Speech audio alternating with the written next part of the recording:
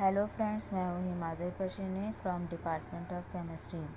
आज हम डिस्कस करेंगे मैलिक एसिड के बारे में। मैलिक एसिड को मोनोहाइड्रोक्सी सक्सिनिक एसिड भी कहते हैं। यहाँ पे इसी मोनोहाइड्रोक्सी सक्सिनिक एसिड क्यों कहा जाता है, इसके फार्मूले को देख के हम समझते हैं। यहाँ पे OH CS COOH CS2 COS दिया हुआ है, ठीक है। ये जो इतना पूरा जो पार्ट होता है, ठीक है, इसे हम क्या बोलते हैं, सक्सिनिक एसिड कहते हैं, ठीक है। लेकिन सक्सिनिक एसिड से आके क्या जुड़ा हुआ है, हाइड्रोक्सी ग्रुप जुड़ा हुआ है, और यहाँ पे हाइड्रोक्सी ग्रुप की संख्या कितनी है, 1 है, जिसके कारण से मोनो हाइड्रोक्सी सक्सिनिक एसिड कहते हैं। मैलिक एसिड की खोज सबसे पहले शीले नाम के साइंटिस्ट ने सन 1785 में की थी, और इन्होंने मैलिक एसिड को सबसे पहले एप्पल में आइडेंटिफाई किया था। क्योंकि एप्पल का जो लैटिन वर्ड होता है वो होता है मैलम, जिसके कारण इसे मैलिक एसिड कहा जाता है, ठीक है। इसके अलावा मैलिक एसिड जो है वो ग्रेप्स में और बेरीज में भी पाया जाता है। अब देखते हैं कि हम मैलिक एसिड को कैसे आइसोलेट कर सकते हैं और उसकी बनाने की कौन कौन सी मेथड है। पहली मेथड आती है ब्रोमोसक्सिनिक एसिड। जब ब्रोमोसक्सिनिक एसिड सिल्वर हाइड्रोक्साइड के मॉइस्चर के साथ रिएक्ट करता है तब वो क्या देता है, मैलिक एसिड देता है। यहाँ पे देखिए सक्सिनिक एसिड से क्या जुड़ा है, ब्रोमो ग्रुप जुड़ा है। जब ये सिल्वर हाइड्रोक्साइड से रिएक्ट करेगा तो हाइड्रोक्सी ग्रुप ब्रोमो ग्रुप से क्या हो जाएगा, सब्स्टिट्यूट हो जाएगा और क्या बनाएगा, मैलिक एसिड बनाएगा। दूसरी मेथड है रिडक्शन। जब टार्ट्रिक एसिड का रिडक्शन हाइड्रो आयोडिक एसिड के प्रेजेंस में किया जाता है तब क्या बनता है, मैलिक एसिड बनता है। और आयोडो जो होता है वो आयोडीन के फॉर्म में रिमूव हो जाता है। यहाँ पे देखिए tartaric acid CHOS COS CHOS COH है, जो HI के साथ रिएक्ट करके मैलिक एसिड बनाता है। तीसरी मेथड आती है कि जब मैलेइक एसिड को जब सॉल्ट के साथ या सल्फ्यूरिक एसिड के साथ हाइड्रोलिसिस कराया जाता है तब वो मैलिक एसिड देता है। यह है maleic acid CSCOH double bond CSCOH। जब इसकी हाइड्रोलिसिस NaOH या डाइल्यूट सल्फ्यूरिक एसिड के साथ होती तो क्या बनता है, मैलिक एसिड बनता है। अब देखते हैं इसकी प्रॉपर्टीज़ में पहले देखेंगे कि फिज़िकल प्रॉपर्टी क्या क्या होती है। पहले तो ये कलरलेस होते हैं, क्रिस्टल के फॉर्म में होंगे। इनका मेल्टिंग पॉइंट कितना होगा, 100 डिग्री सेल्सियस होगा, और ये वाटर और अल्कोहल में सॉल्युबल होंगे।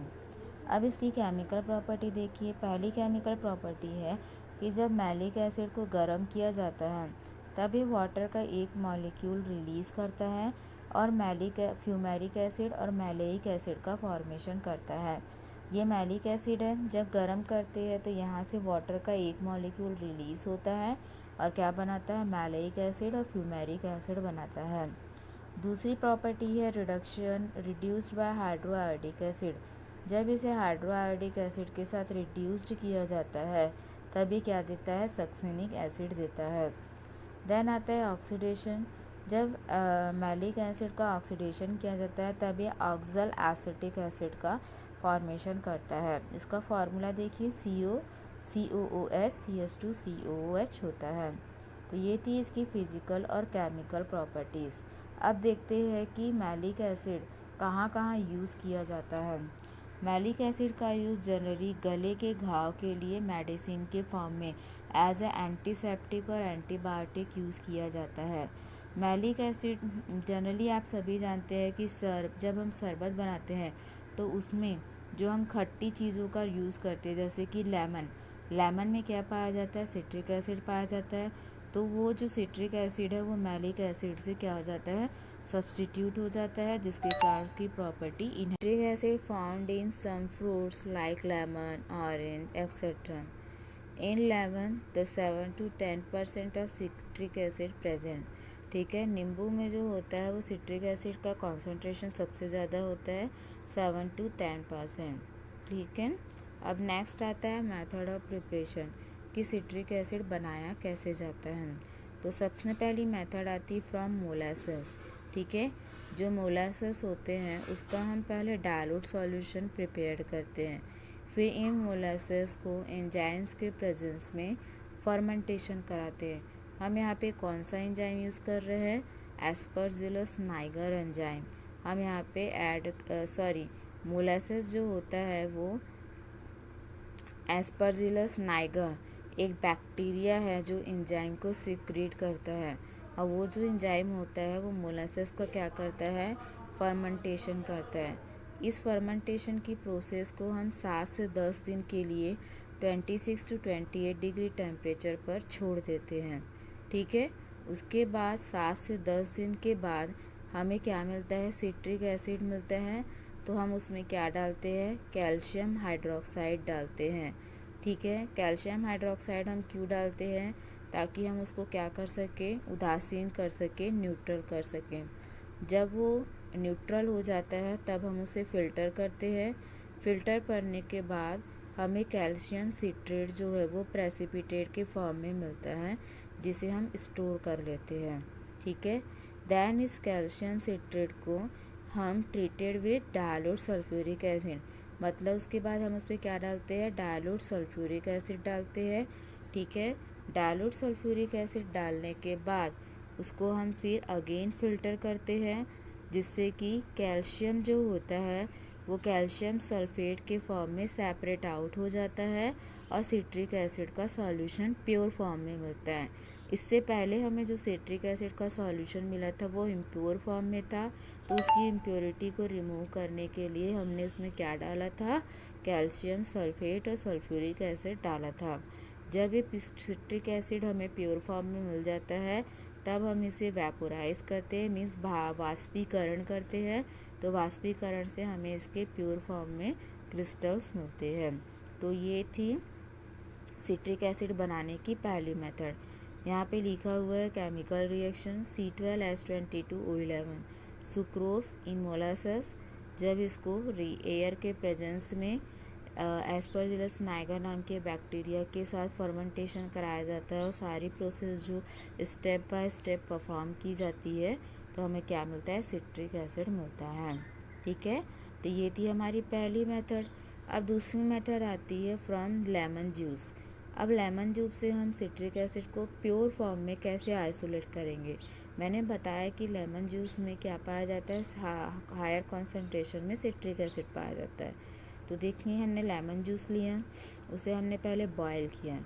जब बॉयल क्यों किया? ताकि उसमें प्रेजेंस प्रोटीन्स क्या हो जाए? कोएगुलेट हो जाए। ठीक है, कोएगुलेट हो जाते हैं तो हमें प्योर फॉर्म में क्या मिलता है? एक क्लियर सॉल्यूशन मिलता है।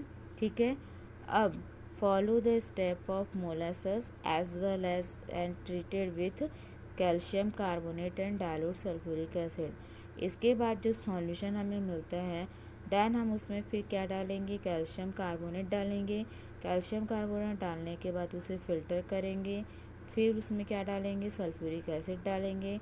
सल्फ्यूरिक एसिड डालने के बाद फिर उसे फ़िल्टर करेंगे तो हमें क्या मिलेगा? कैल्शियम सल्फेट मिलेगा। उस कैल्शियम सल्फेट को हम प्रेसिपिटेट के फॉर्म में रिमूव कर देते हैं और जो हमें सॉल्यूशन मिलता है उसे हम क्या करते हैं? वेपोराइज्ड करते हैं, तो हमें सिट्रिक एसिड के क्रिस्टल्स प्राप्त होते हैं। तो ये थी दूसरी मेथड सिट्रिक एसिड को प्योर फॉर्म में आइसोलेट करने की। यहाँ पे देखिए केमिकल रिएक्शन दिया हुआ है। ये है सिट्रिक एसिड जो कि लेमन जूस में प्रेजेंट था। इससे पहले हमने कैल्शियम कार्बोनेट के साथ ट्रीट कराया तो क्या मिला हमें? ट्राई कैल्शियम सिट्रेट CA3C6H5O7 इस ट्राई कैल्शियम सिट्रेट को फिर हमने सल्फ्यूरिक एसिड के साथ ट्रीट कराया तो ये जो कैल्शियम था वो कैल्शियम सल्फेट के फॉर्म में रिमूव हो गया और हमें सिट्रिक एसिड के क्रिस्टल्स प्राप्त हो गए। ठीक है, तो ये थी overall method for the preparation of citric acid in pure form. Then आती है प्रॉपर्टीज़। सबसे पहले इसकी फ़िज़िकल प्रॉपर्टी। फ़िज़िकल प्रॉपर्टी में क्या है? ये सॉलिड होते हैं, क्रिस्टल के फॉर्म में होते हैं। इनका जो मेल्टिंग पॉइंट होता है वो 130 डिग्री सेल्सियस होता है। ये वाटर और अल्कोहल में सॉल्युबल होते हैं लेकिन ईथर में पार्शली सॉल्युबल होते हैं, मीन्स ईथर में थोड़ी मात्रा में ही ये सॉल्युबल हो जाते हैं, सॉल्युबल हो पाते हैं, कम्प्लीटली सॉल्युबल नहीं हो पाते। देन आता है केमिकल प्रॉपर्टीज़। सबसे पहली प्रॉपर्टी है it is a hydroxy tribasic acid. ठीक है, ये क्या है, हाइड्रोक्सी ट्राइबेसिक एसिड है। हाइड्रोक्सी तो हम पहले बताया था कि दूसरे कार्बन पे क्या जुड़ा था, वहाँ पे COH ग्रुप जुड़ा था, और तीनों कार्बन पे क्या जुड़े थे, कार्बोक्सिलिक ग्रुप जुड़े थे, जिसके कारण से हाइड्रोक्सी ट्राइबेसिक एसिड भी कहा जाता है। 3 carboxylic acid group and 1 tertiary alcohol group are present. आप देख सकते हैं इनके फॉर्मूला में यहाँ पे कि ये जो अल्कोहलिक ग्रुप है वो कौन सा अल्कोहल है, टर्शरी अल्कोहल है, और इसमें 3 कार्बोक्सिलिक ग्रुप जुड़े हुए, मतलब ये इन दोनों से मिलकर बना होता है।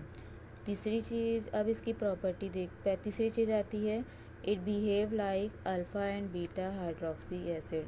ये किसकी तरह व्यवहार करते हैं, अल्फ़ा और बीटा हाइड्रोक्सी एसिड की तरह व्यवहार करते हैं। हमने फार्मूला में देखा कि बीटा कार्बन पे क्या जुड़ा हुआ था, हाइड्रोक्सिल ग्रुप जुड़ा हुआ था।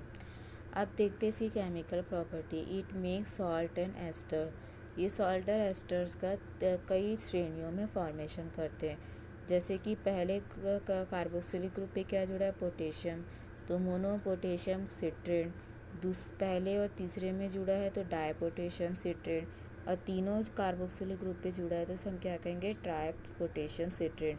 तो इस तरीके से ये सॉल्ट। और नेक्स्ट आता है, नेक्स्ट प्रॉपर्टी आती है acylation. It react with acetyl chloride and acetic anhydride. जब ये एसिटिल क्लोराइड, ये सिट्रिक एसिड है, जब ये सिट्रिक एसिड एसिटिल क्लोराइड के साथ रिएक्ट करता है तब वहाँ से HCl रिप्लेस हो जाता है, क्या बनता है, मोनो एसिटिल सिट्रिक एसिड बनता है, CH2COS, CCO, COCH3, COS, CH2COOH। Next property है रिडक्शन। रिडक्शन हाइड्रोजन आयोडाइड या हाइड्रिक आयोडिक एसिड के प्रेजेंस में हम करेंगे तो हमें क्या मिलेगा, ट्राई कार्बोक्सिलिक एसिड मिलता है। लास्ट 4th प्रॉपर्टी आती है इफ़ेक्ट ऑफ टेम्परेचर। जब ये सिट्रिक एसिड को 150 डिग्री सेल्सियस पर गर्म किया जाता है तब ये वाटर का एक मॉलिक्यूल रिलीज़ करता है और क्या बनाता है, एक्ोनिटिक एसिड बनाता है। एंड लास्ट प्रॉपर्टी आती है हमारी reaction with fuming acid, fuming sulphuric acid. जब इसे सल्फ्यूरिक एसिड के धूम्र के साथ गर्म किया जाता है तब क्या मिलता है, एसीटोन डाई कार्बोक्सिलिक एसिड मिलता है। तो ये थी हमारी केमिकल प्रॉपर्टीज़। अब हम देखते हैं कि इसका यूज़ कहाँ कहाँ किया जाता है। सिट्रिक एसिड आप सभी जानते हैं नींबू में पाया जाता है, जो कि शरबत बनाने के लिए यूज़ होता है। साथ ही ये रंगाई में एज अ मॉडरेंट के रूप में यूज़ किया जाता है। Sodium citrate use to inhibit the curd from milk. Sodium citrate जो होता है ये एज अ बच्चों के लिए यूज़ किया जाता है, क्योंकि ये दूध को दही में कन्वर्ट होने से रोकता है। तीसरा यूज़ आता है use to make blueprint paper. बनाने में भी इसका यूज़ किया जाता है। ब्लू प्रिंट पेपर कैसे बनता है, ये ब्लू प्रिंट पेपर जो होता है वो फेरस अमोनियम सल्फेट की हेल्प से बनाया जाता है, जो सनलाइट के प्रेजेंस में इसे फेरस सॉल्ट में कन्वर्ट कर देती है। तो ये था हमारा सिट्रिक एसिड। Thank you.